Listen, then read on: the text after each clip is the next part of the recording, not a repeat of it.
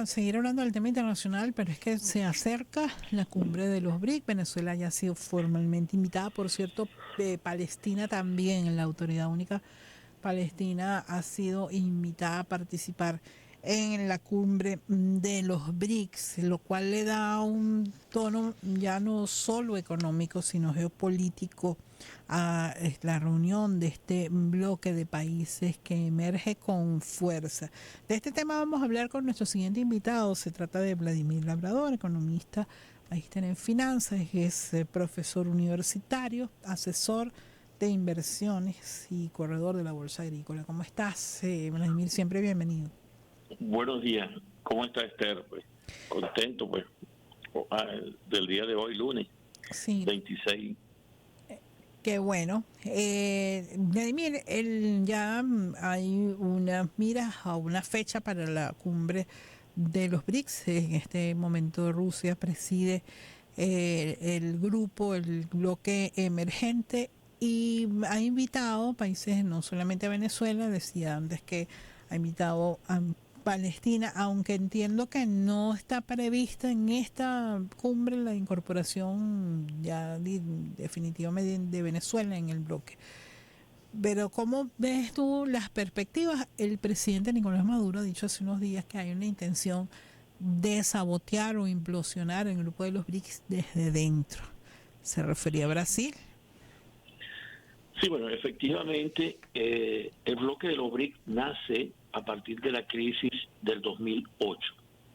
Se reúne en el 2009 pues para ver pues y analizar las perspectivas de un mundo global que va a seguir en crisis pues. Y por supuesto busca pues una alternativa, y los resultados han sido muy satisfactorios. Es decir, más allá de las diferencias que puedan haber, que siempre van a haberlas, pues van a existir. El tema de Rusia con India, con Sudáfrica, es decir, es la unidad en una diversidad, es lo que podemos entender. Yo creo que nosotros tenemos espacio y yo lo veo más bien desde otra óptica. Creo que Brasil es una ancla bien importante y es necesario para Brasil que Venezuela se incorpore al tema del BRICS. Así como hizo el esfuerzo Brasil para que incorporara Argentina, lamentablemente pues con la situación geopolítica internacional pues se sale del BRICS, pero han querido pues detener a este bloque emergente que cada vez se consolida más en diferentes aspectos. Uno, no podemos hacer, digamos, miembro. Hay los miembros fundadores, ¿okay?, que son los 5 países, pues Brasil, Rusia, India, China y Sudáfrica, y los miembros que se van a ir agregando, que ya se incorporaron 6, salió Argentina, pues. Pero en este bloque se van a seguir incorporando. Pero además, tú te puedes incorporar como muchos están ya en el banco del BRICS. Es decir, es donde nosotros tenemos que hacer un principal esfuerzo por el tema económico para incorporarnos en el banco del BRICS. ¿Qué buscamos nosotros incorporarnos en el banco del BRICS? En primer lugar, sin ser miembro nato del BRICS, ellos pueden financiar el tema petrolero. Es decir, ahí necesitamos nosotros fuentes de financiamiento para el desarrollo pues, de eso. Y la incorporación de Arabia Saudita, de Emiratos Árabes, de China, de Rusia, que tienen fondos importantes de inversión y sobre todo para el desarrollo petrolero, porque sigue siendo la principal fuente de energía. ¿Qué otras cosas nos ayudaría en el tema de incorporarnos en el BRICS? Es el tema alimentario. Es decir, representa el 42% de la producción de granos y fertilizantes en el mundo, pues. Y nosotros somos clave y fundamentalmente nosotros necesitamos recuperar nuestra petroquímica, que tanto la requiere Brasil. Brasil su principal importación es petroquímica. Entonces, en esa geopolítica nosotros tenemos que jugar pues para ir consolidando. Más allá de las redes, más allá de las cosas, pues hay una necesidad histórica. Lo que anunciaron también el presidente Lula y Petro para que nos quite las sanciones, eso debe estar en la agenda de la incorporación del BRICS y la integración a que Venezuela recupere de esta guerra que hemos perdido el 80% de nuestra economía la logre recuperar, que nosotros lleguemos a los niveles de 300.000 millones, 380.000 millones de dólares, pues. Y eso implica que necesitamos que nos quiten las sanciones, los bloqueos correspondientes y por supuesto que vengan inversiones importantes en el área petrolera y la diversificación abajo. Bueno, pero ese es el escenario ideal, Vladimir. Entonces yo voy a hacer un ejercicio de cable a tierra, porque recuerdo que hace unos meses Leopoldo Puche escribía en una columna que he comentado varias veces que él consideraba que no ganara quien ganara las elecciones del 28 de julio, no iba a haber modificación de la política estadounidense de sanciones contra Venezuela, porque esta política se había convertido en un mecanismo de control, en el mecanismo de control que no se había logrado por otras vías. Dado la fracaso de las estrategias para lograr un cambio, o mejor dicho, para dar un golpe de Estado en Venezuela, varios intentos tenemos aquí, no es el momento de comentarlos, pero que indicaba Leopoldo Puche en esa columna que todo más bien señalaba que se iba a convertir en una válvula de control que le iba a permitir finalmente a los Estados Unidos controlar el mercado petrolero venezolano. Mira, la realidad es que Estados Unidos está ahorita en un proceso electoral. Una cosa es lo electoral y otra cosa es a partir del gobierno. Es decir, el 5 de noviembre, que son las elecciones en Estados Unidos, pues, se define. Sin embargo, están entrampados. O sea, la realidad cambió. La realidad en el tema internacional cambió. ¿Okay? Y nosotros entonces tenemos que aprovechar las circunstancias para, cuando el presidente Nicolás Maduro anunció la incorporación del petróleo venezolano en el BRICS, nosotros estamos incorporando la mayor fuente de energía en el mundo, ¿okay? Y se está constituyendo en ese bloque un aspecto importante y un acontecimiento trascendental, que fue que ya Arabia Saudita ya no está vendiendo los petrodólares y lo puede vender en su propia moneda o en diferentes monedas, sin estar supeditado solo al monopolio del dólar. Eso es algo importante y Estados Unidos lo sabe. Están entrampados. Estados Unidos ahorita está entrampado en un aspecto de que ya perdió la fuerza de su economía. Dos, hay una diatriba entre el endeudamiento que es insostenible y que van a la crisis financiera en los próximos años. Tres, se le está dando un tema aquí de que se le está generando inflación porque la liquidez y de la reserva, el monopolio que tenían en inyectarle liquidez en el mundo y diluirla para en todos los países, ya eso se le está acabando, pues. Es decir, se le está arrancando el juego a los Estados Unidos. Y a ellos no les interesan a quién, a ellos les interesa el petróleo venezolano. Y si tienen que negociar, son pragmáticos en eso. Es decir, los Estados Unidos son muy pragmáticos en eso. Lo que quieren es el petróleo. Están utilizando a fichas por ahí que siempre la han utilizado, pero ellos sentarse y saben que Venezuela tiene hoy unas condiciones para incorporarse en este bloque, que no solo cuenta con el respaldo de estas fuentes de financiamiento, que conocen petróleo, y que si nosotros, te pongo el caso del lago de Maracaibo, Gazprom, que es la empresa de gas más importante del mundo, si nosotros desarrollamos gas, nosotros en el lago de Maracaibo, que es un sistema de gas, podemos entonces incrementar significativamente la producción petrolera rápidamente. Entonces, bueno, las condiciones las tenemos y por eso es que debemos dejar nosotros ya esa diatriba política a un lado y concentrarnos en el BRICS, en esa agenda clave, estratégica para sumergirnos en el nuevo, o emerger, pues, este nuevo bloque, donde tenemos entonces las posibilidades petroleras, las posibilidades de quitarnos el bloque con los alimentos y lo más importante es crear un sistema de pago internacional que no se vincule del SWIFT y poder entonces de verdad ahí darle el golpe certero de lo que sería quitarle el poder al dólar, porque si nosotros creamos ese mecanismo de intercambio, bancos centrales, en el BRICS, nosotros podemos hacer las transacciones en el mundo sin el dólar. Podemos vender nuestro petróleo sin estar supeditado al SWIFT, que es el sistema actual de pago y de transacciones a nivel mundial, donde están más de 11.000 bancos en el mundo. Pues esto es lo que tenemos que hacer. Y de hecho, ya Venezuela tiene, Banco Venezuela tiene el MIR. El MIR es el sistema de pago de Rusia. Exactamente. El Eso MIR, te o sea, iba, tú eso te puedes iba a hacer, comentar ya. El MIR está funcionando ya en están, por eso, Venezuela. está adelantado, pero hay que acelerarlo. Esto es una guerra, y tú en una guerra tienes que poner a los mejores generales, a los mejores capitanes para conducir. Y bueno, en esa conducción, ahí se requiere que de verdad nos pongamos en sintonía, ¿ok?, de la gran oportunidad que tiene Venezuela para de ir desbloqueando y poder aprovechar esas grandes oportunidades. Una vez el presidente lo decía, pues a veces nosotros mismos nos autobloqueamos. Pues. Nosotros tenemos, y aquí el Banco Central tiene una inmensa tarea para poder, en la estructura de del nuevo ordenamiento económico internacional, del nuevo ordenamiento monetario y financiero, dar entonces ese proceso de integración. Y yo lo pido, así se hizo. Hay una forma, lo primero que debemos proponer nosotros es la gobernanza. ¿Cómo va a estar gobernado el nuevo sistema monetario internacional? Hay un proyecto, que es el proyecto del Banco del Sur, que es bien interesante, pues fue un debate internacional, pues. ¿Qué es la gobernanza? Con 3 niveles de gobierno.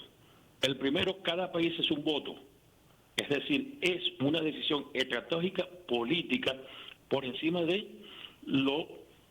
dominio que hay en los países que vamos a la segunda. La segunda instancia es, ok, de acuerdo al aporte y al peso de la economía, tiene entonces la incidencia sobre otras decisiones de crédito, ok, para la asignación de crédito, pues. Es decir, ahí va a depender de tu aporte, pero está supeditado para que no le pase lo que le pasó al Fondo Monetario, para que no le pase al Banco Interamericano de Desarrollo, pues. Es decir, que 4 o 5 terminan dominando el banco. Democratizarlo. Una gobernanza democrática es lo que requiere la nueva arquitectura económica. Empezar por ahí, a democratizar las instituciones. Y de ahí abajo, a todos los recursos a canalizar el ahorro y la inversión en los grandes proyectos de desarrollo de la humanidad. Esa es la gran tarea que nos toca a nosotros. En el caso nuestro, petrolero, alimentos y diversificación aguas abajo de la economía venezolana.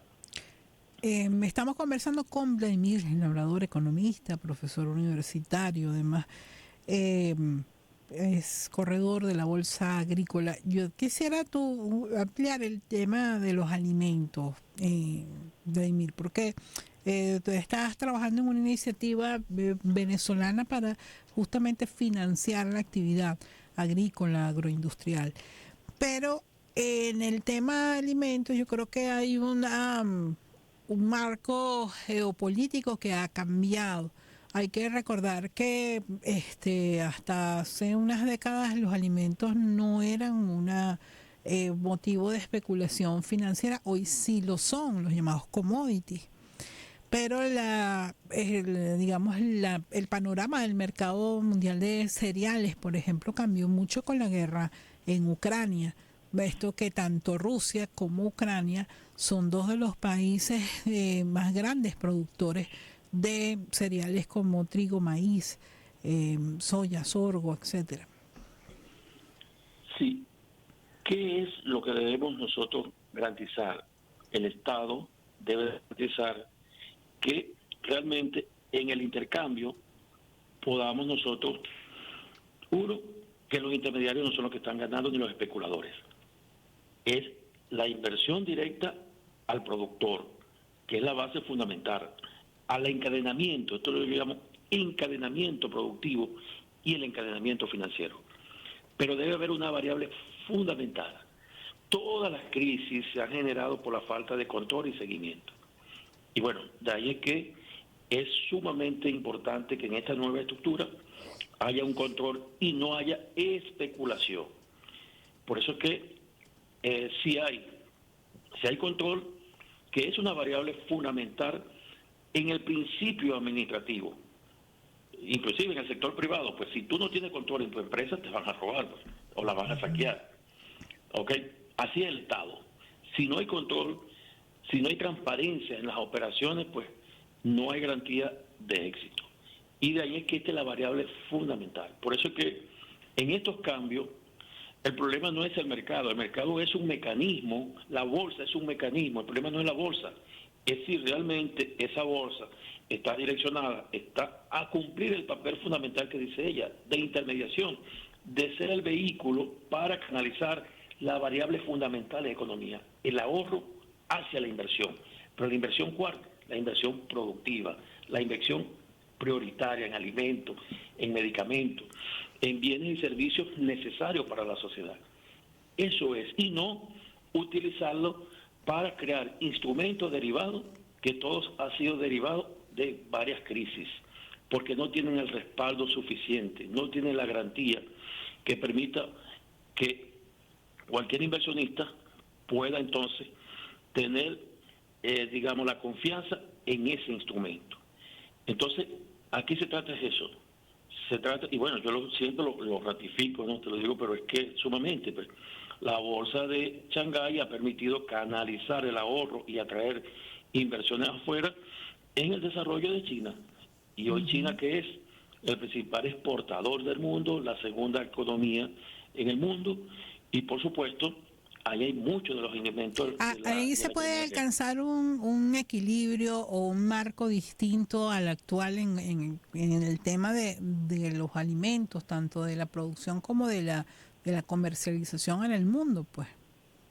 Totalmente. Cuando arrancando la bolsa, ya Rusia está proponiendo que se haga la bolsa de cereales, una bolsa que va a permitir del BRICS ya tener el 42% de los alimentos y de fertilizantes que se producen en el mundo. Eso es un paso importante. Y bueno, nosotros podemos incorporarnos, porque la bolsa es un mecanismo, inclusive transparencia.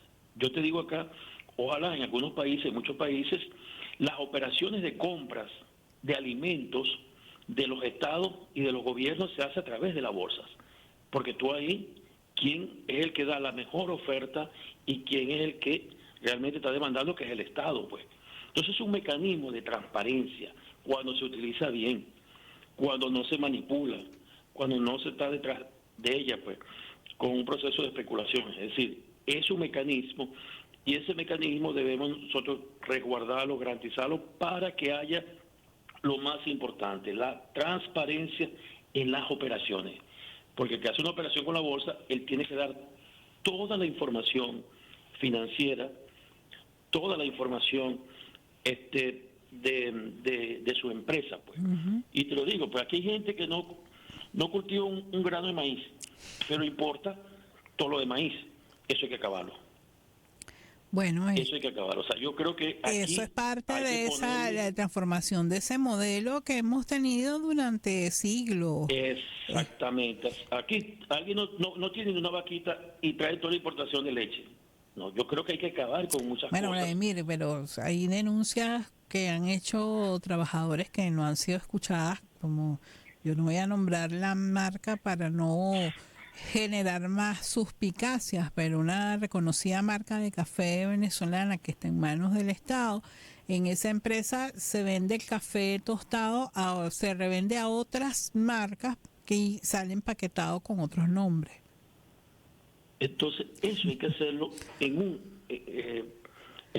encadenamiento productivo. Productor, agroindustria, comercialización, abastecimiento nacional y exportación. Eso tiene que ser transparente. Por eso yo siempre he hablado, es que debemos encadenar, hacer el encadenamiento productivo más el encadenamiento financiero, ajustarlo de acuerdo a la necesidad de cada una de las fases de desarrollo de los diferentes proyectos, tanto del productor agroindustria o la comercialización de esos rubros, pues. Entonces, las cosas, tenemos grandes oportunidades, pero tenemos que cambiar muchas cosas en ese sentido, pues. Es decir, hacer las cosas, y una referencia, no la dejo de ser, ha sido México. Yo creo que México ha tenido, para mí, ha enfrentado a ese monstruo, a ese vecino que tiene al lado, con mucha firmeza, pero garantizándole todo un proceso transparente. Y hoy, antes exportaban el 96% de la gasolina, ya están importando el 4% y después van a exportar. O sea, Sí. Le metiste la infraestructura para el desarrollo, aeropuertos, trenes, puertos, acondicionaste todo un mecanismo para la diversificación y ahí vienen los inversionistas y transparencia en los procesos para que los inversionistas lleguen. Los inversionistas lo que necesitan es condiciones favorables, aquí ya se están creando con las zonas económicas especiales. Hagamos, promovámoslas, pero hagámoslas entonces y aceleremos los procesos. Acabar con esa burocracia y poner de verdad aquí gente competente, calificada, para que podamos entonces enrumbar lo más rápido posible en esta gran autopista y oportunidad que tenemos del BRICS. Te agradezco mucho que nos hayas acompañado, siempre bienvenido. Gracias, Esther. Es un placer siempre conversar contigo y con Era tu público. Vladimir Labrador, economista, profesor universitario, corredor de la Bolsa Agrícola, y con él despedimos nuestro programa por el día de hoy. Hemos estado trabajando para ustedes en la producción Sandra Rodríguez, en los controles Wilder Breto y en la conducción